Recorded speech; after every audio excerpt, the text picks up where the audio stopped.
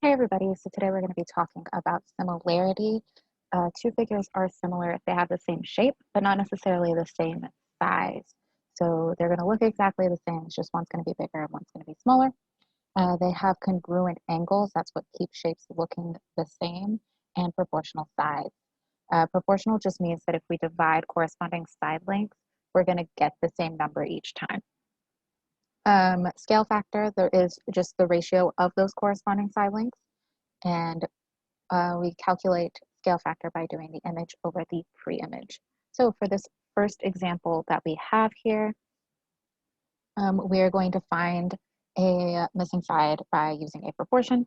So to set up a proportion, I always like to start with whatever my variable is, whatever I'm solving for. In this case, that is x.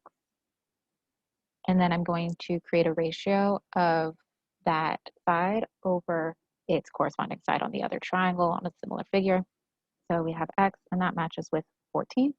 I'm going to do x over 14 is equal to, and then I'm looking over by my x again, and I've got a 3 here, and 3 matches with 21. So it's going to be 3 over 21. The important thing to note is that these are matching going across. So x and 3 are on the same triangle, and 14 and 21 are on the same triangle, and they also match going up and down.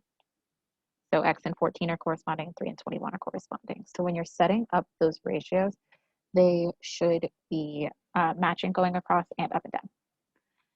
And then we're just going to cross multiply to solve. So x times 21 is 21x, and 14 times 3 is 42. And then we are solving for x. So 21 times x. To get rid of this 21 so we can isolate our variable, we're just going to do the inverse operation of multiplication, which is division. 21 divided by 21 is 1. So we're left with 1x, which we can write as x, and then 42 divided by 21 is 2. So I'm left with x equals 2. So that's how we can solve using a proportion. I can also solve by using scale factor. So if we remember back, scale factor is equal to image over pre-image. So whenever I'm going to solve using scale factor, I'm going to set whichever triangle or figure, whatever has my variable on it, x on it, that's going to be my image. And then the other triangle will be my pre-image. I need two sides that they've given me. So in this case, we have 15, and I'm going to see what 15 matches with.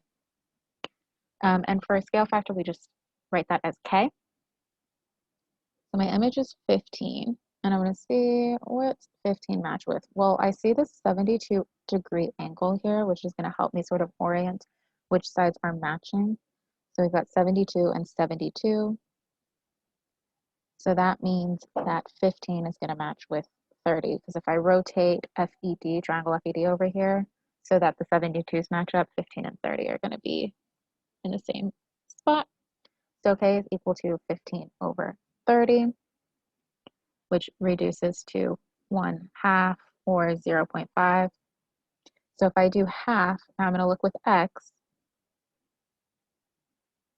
and I'm going to see which side matches with my x. So it looks like 36 and x match. So I'm going to do x is going to be equal to 36 times that scale factor.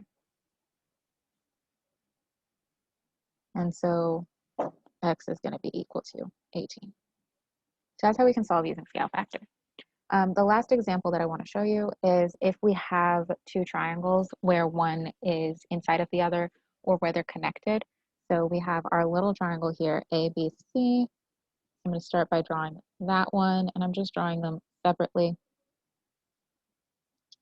And then I'm going to draw this larger triangle, and I'm going to label them. So we've got A, B, C. This is 6 meters. This is 0.9 meters. And then we have A, D, E. We have these little right angles here. And A, D, E. We know this is H. And then at the bottom here, we have 6 and 12.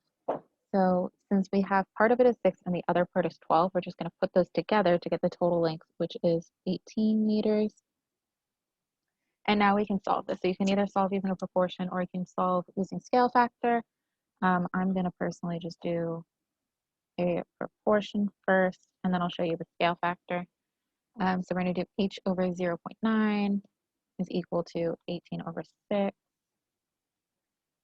cross multiply.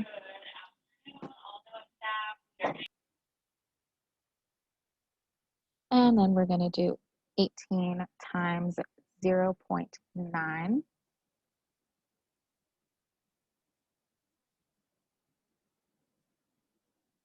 to get 16.2. And divide by 6 to get 2.7. Again, I could also do this using scale factor, and you'll see you're going to get the exact same thing. So our image here, we've got 18 over 6.